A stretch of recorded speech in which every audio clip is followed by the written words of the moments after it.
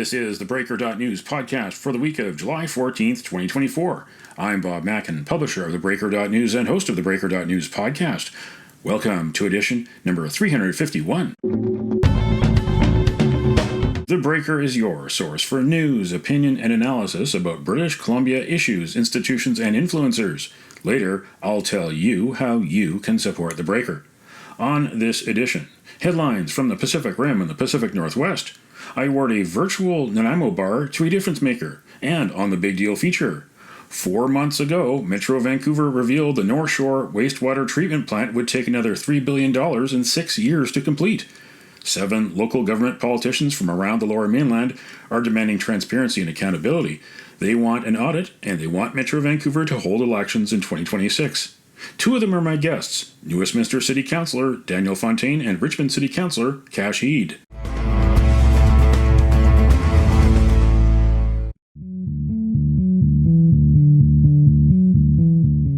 This is the Big Deal feature on the Breaker.news podcast. On a Friday afternoon in March, in the middle of spring break, you could say that Metro Vancouver gave taxpayers the middle finger. The politicians pretended to be busy elsewhere, so the regional government's commissioner, Jerry Dobrovolny, announced the North Shore Wastewater Treatment Plant would cost $3.86 billion and be finished in 2030. The facility was supposed to open in North Vancouver in 2020 and cost between $500 million and $700 million. Dobrovolny blamed the rising cost of materials, equipment, and labor, and litigation, too. Metro Vancouver and ex-contractor Acciona are suing each other. Did Metro Vancouver choose the wrong company to build on the wrong site? How much of the extra $3 billion is because of waste, incompetence, and or corruption? Sewage treatment plants are the most used and least respected infrastructure. 2 things I know.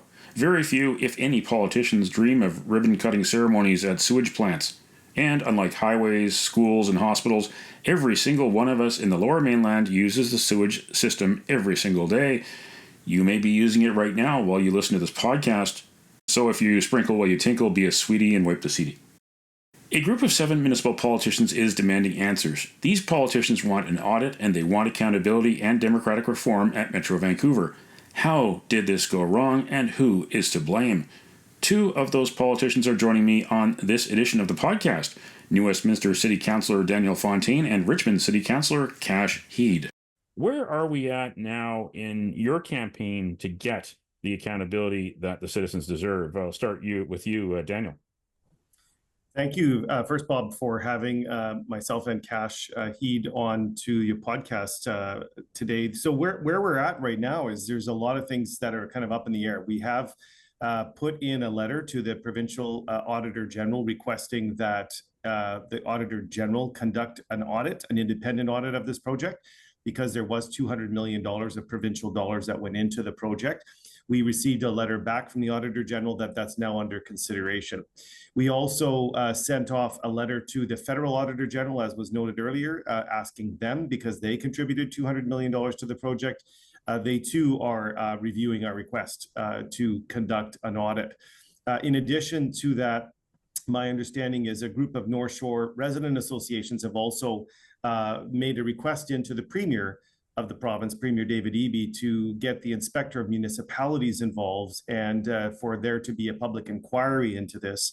So all of those things are out in the open right now, in addition to the fact that the 7 of us have all openly called for the Premier to step in to intervene in this, given that we're not apparently going to get any kind of an adequate response from Metro Vancouver. Kash, why is it important that we know about North Shore before we get into Iona?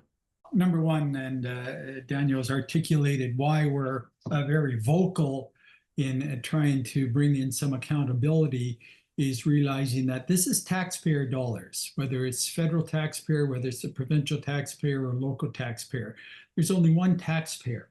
And this is money that is being used for what is required, not only in my community, but in Daniel's community and all the other communities. And like you've talked about, this is something that is used each and every day. So when we've got a significant infrastructure project, that being the Lulu Island wastewater treatment program location that needs to be built out appropriately to serve the communities as we move forward. You look at the expense, and the expense, as we know now, is probably $10 to $12 billion. And I can assure you, Bob, that that is going to go up, just like paying taxes. It is going to go up. The procurement model that we have in place in the accountability through Metro Vancouver is completely broken. There is absolutely no way you can have this debacle occurring on the North Shore that is 5 times what they estimated it to be, and the fact that we're years behind and we don't even know when it's going to be completed. It's in a deteriorating condition right now. We don't want to go through the same thing in Richmond with the Iona treatment plant like they've gone through in the North Shore. So if there's ever an opportune time to call this out, to find out what the heck went wrong, whether we had the wrong futurists at the table, the actuaries, or we didn't do the potential problem analysis, and who is accountable for that. If we leave it to Metro Vancouver to figure it out, it is not going to happen. We're going to run into another debacle here in Richmond. So I think it's incumbent upon us to bring in truly the people that are qualified, such as the Auditor General, whether it's provincial or federal, or some type of oversight body of that nature that's reporting directly to the people here in British Columbia, directly to the people of Metro Vancouver, not to an unelected board. So I think it's a prime opportunity. We learn from those critical mistakes that were made on the North Shore and continued to be made on the North Shore before we embark on the Iona wastewater treatment plant. There's no municipal auditor general. There used to be a municipal auditor general until the NDP came into power. Daniel, talk about that dynamic there, and why can't the provincial auditor general just take over everything on this file and do the full audit? Well, thanks to a successful campaign by the Union of BC Municipalities, the lobbying arm of municipal governments across British Columbia, the provincial NDP government closed the office of the Municipal Auditor General. They shut it down back in 2021, notwithstanding the fact that about 70% of the cities that were surveyed after they had gone through an audit by the Municipal Auditor General actually found that they benefited from having gone through that audit. And there were some great learnings that they could take away from those audits. But unfortunately, the government closed that office down. And as a result, we're left begging and pleading for the provincial auditor general to take a look at this. But Bob, here's the concern that we have, is that the legislation right now, as it's written, legally prohibits the auditor general from going in and actually investigating anything beyond the $200 million that were provided, unless, there was a caveat, and I've been doing some research on this, unless the $200 million wasn't specified for a specific component or part of the project. If it was just a general dollar amount, and that's something that I'm trying to figure out. I want to take a look at the agreement between the province and the province and the Metro Vancouver. If it was simply a $200 cash transfer, the provincial auditor might get in. But going back to your initial point, we wouldn't have to be having this debate. We wouldn't have to have this discussion if we actually had a municipal auditor general on the job. And I will say that I've been listening with great interest to the comments made by Gordon Ruth, who is the former municipal auditor general, who thinks that if this type of a project were to come across his desk, he would be very interested in looking at this and adding this into the portfolio of things that deserve a look under the hood. Kash, you used to be in government yourself with the BC Liberals, or former Solicitor General. We're 14 weeks to the next provincial election.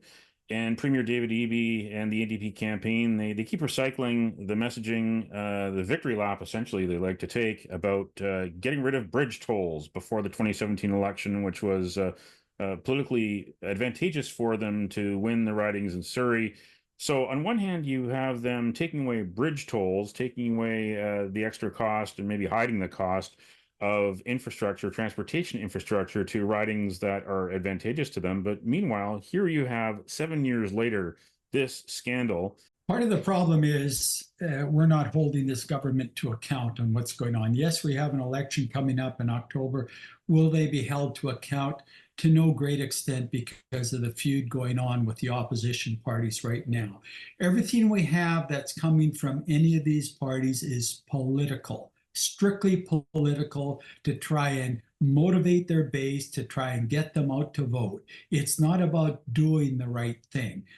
David Eby and his government right now won't do anything unless they do a calculation on the political benefit of this. And that's why I'm looking at this and going, who are his advisors on this? Where is his, not only his cabinet, but his caucus on this? Because this could be an absolute win-win for the people that are most likely vote for him, the people that pay the taxes here in British Columbia, to have some type of accountability brought into place in order to do this. In all likelihood, it wouldn't be done before the October election anyhow, but at least he's doing his due diligence and doing the right thing by having this audited at the end of the day.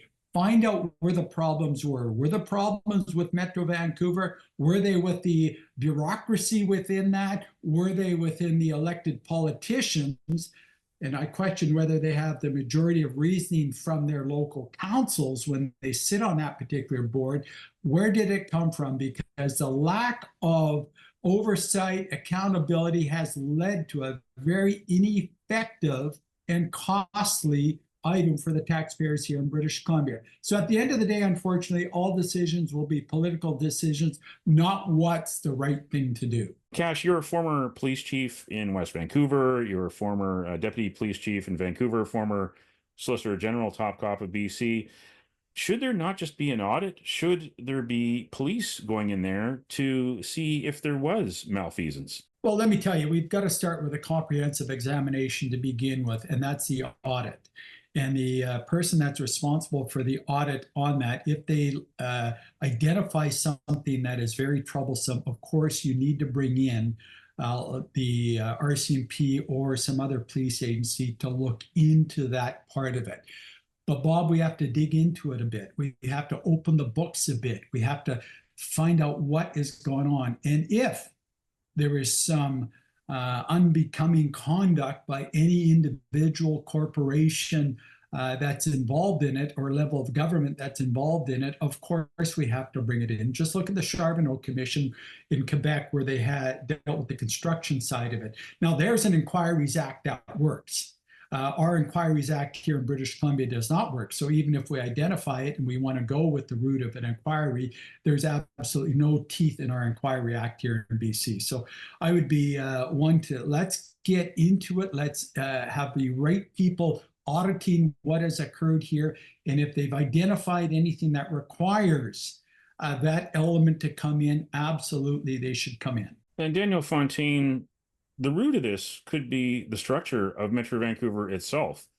There are questions about who they hire, who they contract with, but ultimately there are questions of accountability, and Metro Vancouver directors are not directly accountable to the citizens that pay the way for Metro Vancouver. They're off in Metro Tower, Metro Town, in a corporate tower with penthouse views of the entire Metro Vancouver. They really are disconnected to the people that pay their way. Should there be reforms at Metro Vancouver? Should the next elections in 2026 be direct elections for Metro Vancouver directors? Well, the simple answer to your first part of your question is yes. We have a problem with governance at Metro Vancouver. Even Metro Vancouver is finally, grudgingly getting to that perspective. I heard even Mayor Brad West, who sits and on the board there as part of what I refer to as the Amsterdam Four, who flew off to Amsterdam on the junket. Even people like Mayor Brad West are now openly admitting that Metro Vancouver is broken. Bob, just think back, you and I believe are of the same vintage, but think back 50 years of things like telephones and cars and the kind of technologies and things and products we used. Imagine using those today in our modern society. Well, that's exactly what we're doing with Metro Vancouver's governance. It's a 50-year-old governance structure trying to operate in 2024. And if that isn't a recipe for disaster and financial ruin, I don't know what is. And that's why we've been calling on the province, because remember, Metro Vancouver is a creature of the province of British Columbia. It's by statute. It's part of a legislative framework. It's been created by the province. I am under no illusion. I don't believe that the move to reform that governance, to fix it, whether it's elected representatives, a smaller board, whatever else is thrown out, it won't happen unless the province of British Columbia triggers a review of the legislation and the governance at Metro Vancouver. And to date, Bob, literally weeks, if not months of silence from the province on this, notwithstanding the fact that North Shore ratepayers in Bowen Ma's riding and Susie Chance riding, the two local MLAs up there, their local residents are going to be paying at least a minimum of $600 a year for the next 30 years. And there's some speculation that it may even be higher than that. So those people in the North Shore and throughout Metro Vancouver deserve a governance review. But, you know, we're heading into an election. So one never knows what one day an announcement might come from the Premier. We'll keep our fingers crossed. Now, Daniel, of course, you've called this Club 41, the politicians from various municipalities handpicked by their councils, if not their mayors, and send them to Burnaby for committee meetings, for board meetings. They get paid a nice stipend for half a day's work, and if it goes beyond that, they get even more, and some of them even get nice trips around the world. I refer to the Amsterdam junket. There was a global conference on drainage, and one of those mayors was Malcolm Brodie, the mayor of Richmond, where you are, Kash. Why did the mayor of Richmond have to up and leave for that week or so and go in this junket? Has he brought back any learnings from that junket to brief council and staff and do anything to improve Richmond at all? Was this beneficial at all? Bob, if I could respond, I know Kash is going to jump in here. But I would like to say, first of all, that you're correct. I have been referring to this as Club 41. It is, in many ways, it acts like a club because of the directors that are there unelected. But what I will say, and I know I'm kind of going outside my bounds now, but I was astounded to learn that Mayor Brodie, the person who punted off a review of the international travel recently at Metro Vancouver, even though he was part of the Amsterdam Four, he's moved it off to some unknown committee to have it reviewed for weeks and months on end. Mayor Brodie's salary, just his base salary, is almost $200,000 paid for just out of the Richmond taxpayers. And then on top of that, he gets his Metro Vancouver salary. And then on top of that, he gets his TransLink stipends. And I don't know what else is being paid. We're looking at a very well-compensated individual who has to, like everyone else, all the other elected officials, be held accountable for those tax dollars that are being used. And I tell you, when I saw that, I was there in that Metro Vancouver meeting when Mayor Brodie raised his hand and raised objections to calls for more accountability on international junkets. Extremely disappointing. The network that is created at Metro Vancouver, the No Change Network, is instilled even with the new chair of the board. And that's the problem we have, and they don't want the change. It's served all of them, as Daniel has articulated, very well over the years. And they're going to be resistant to any change, even on the accountability, even what the CAO salary we're finding out is going to be, is very concerning. In answer to your question, Council did not even know Mayor Brodie was going to Amsterdam. The acting mayor had no idea that the mayor was going to be away in Amsterdam. I had to tell him when I found out about it. We have yet to see any material based on this trip. And in all likelihood, we're not going to see any material come back from this.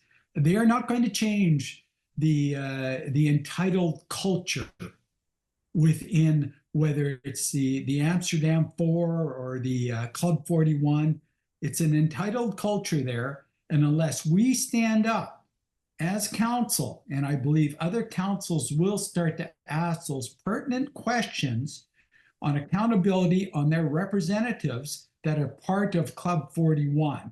And remember, and we found this out after what Delta went through and removing George Harvey as the chair, is that the names came forward, they were rubber stamped by council, but now council is going to be asking questions to determine whether we have the right representatives that are representing the interests of council in Richmond, not just their own self-serving interests. Kash made a reference to the Chief Administrative Officer of Metro Vancouver and his high pay. Jerry Dopovolny was paid a total $711,000 in 2023. That's more than Prime Minister Trudeau. That's more than Premier David Eby. That's a huge pay package for a bureaucrat, a top bureaucrat. Now, Penny, for your thoughts. We're in the middle of summer, but what should the citizens do? The citizens who are going to have to pay this for years to come, what should they do? I'll just chime in. Demand a full audit. Demand a full audit to the Premier of British Columbia. Daniel Fontaine. Yeah, in addition to demanding a full audit, I think we stand a chance if the people who live on the North Shore, like we're seeing with the resident association, speak out, because I think that there's a chance that the Premier might listen if he sees that there's some political jeopardy there. And I'm going to appeal to all the elected officials on the North Shore to join our loose coalition of councillors, because we don't have a single elected official from North Vancouver that has joined our group or reached out to us and said, I'd like to join you in a call for an audit or join you for a call for more accountability. And the silence is quite deafening, actually. So I'm hoping that perhaps if they're listening to your podcast today, that they join us and that the citizens on the North Shore contact their local MLAs, contact their local city councillors and mayor, and let's see if we can get this audit done, as Kash said. My guests were New Westminster City Councillor Daniel Fontaine and Richmond City Councillor Kash Heed. They are part of the group of 7 local politicians demanding transparency, accountability, and reform from Metro Vancouver. The others are Councillor Paul Minhas of New Westminster, Councillors Linda Annis and Mike Bowes of Surrey, Councillor Richard T. Lee of Burnaby, and Councillor Ahmed Youssef of Maple Ridge.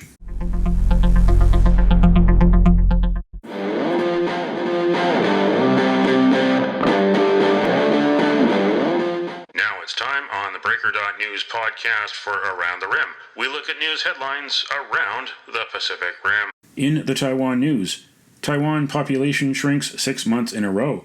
Despite decline, population still larger than in June 2023. Taiwan's population fell to 23.4 million by the end of June. If not taking immigration into account, the population shrank by almost 5,000 in June, as the 10,000 births were offset by 15,000 deaths, according to government data. The month saw 79,000 people move into Taiwan, 14,000 fewer than in May. The number of residents leaving totaled almost 76,000, or 14,000 fewer than the previous month. The government also counted 9,300 weddings in June, including 237 same-sex weddings.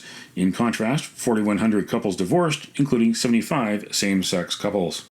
In Kyoto news, Japan court okays gender change without confirmation surgery. The High Court meanwhile maintained that the purpose of the clause on gender confirmation surgery, which is to prevent exposure to genitals of the opposite sex in places such as public baths, is legitimate. The petitioner, a resident of Western Japan who has only disclosed her age as younger than 50, said through her lawyer that she was, quote, happy to be free of the difficulties, end quote, stemming from the disparity between her official gender status and the gender she identifies with. In the Hong Kong Free Press, Hong Kong activist Tam Tak Chi advances appeal bid against sedition conviction. Activist Tam Tak Chi has been detained for almost 4 years. He was denied bail in the lead-up to his sedition trial and is still in custody as he awaits sentencing in the 47 Democrats case, in which he has pleaded guilty. Radio presenter Tam is better known as Fast Beat. He was the first person to stand trial under the sedition law since the 1997 handover between UK and China. That's Around the Rim on this edition of the Breaker.news podcast.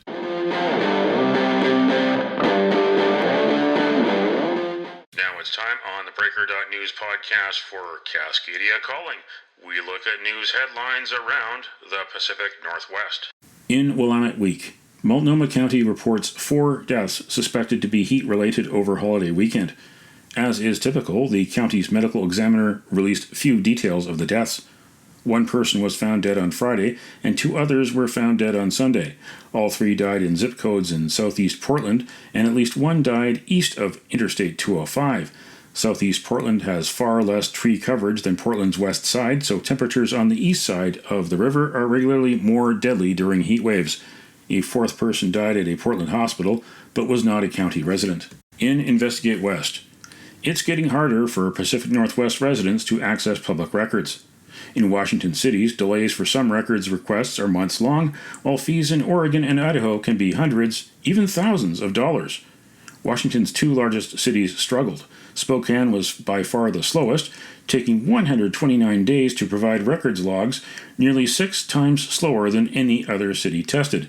Investigate West has been waiting more than 7 months for Spokane to release all the requested messages from the mayor and city administrator. Seattle, meanwhile, took 42 days to deliver an installment of just 9 messages from the mayor and the chief operating officer. And these headlines last week in theBreaker.news. Greatest gathering of Canadian men's hoops players to help send squad to Paris Olympics, and mulling run in provincial election. Read those stories and more in theBreaker.news. That's Cascadia calling on this edition of the Breaker.news podcast.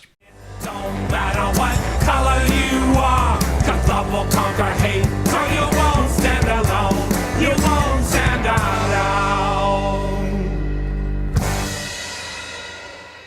The Virtual Nanaimo Bar, brought to you by Spruce Hill Contracting. Every week we end the Breaker.news podcast on a tasty note by awarding the goodness of a virtual Nanaimo bar to people making a difference. A virtual version of the province's favorite dessert bar goes this week to the men and women of the BC Ambulance Service. There are 6,000 paramedics, call takers, and dispatchers, frontline staff, administrators, and managers behind the BC Ambulance Service, which is celebrating 50 years this month. Thank you for your service. You can nominate someone for a virtual Nanaimo bar. Send me an email to bob@theBreaker.news. Spruce Hill Contracting, custom homes and renovations. Find more information at sprucehill.ca.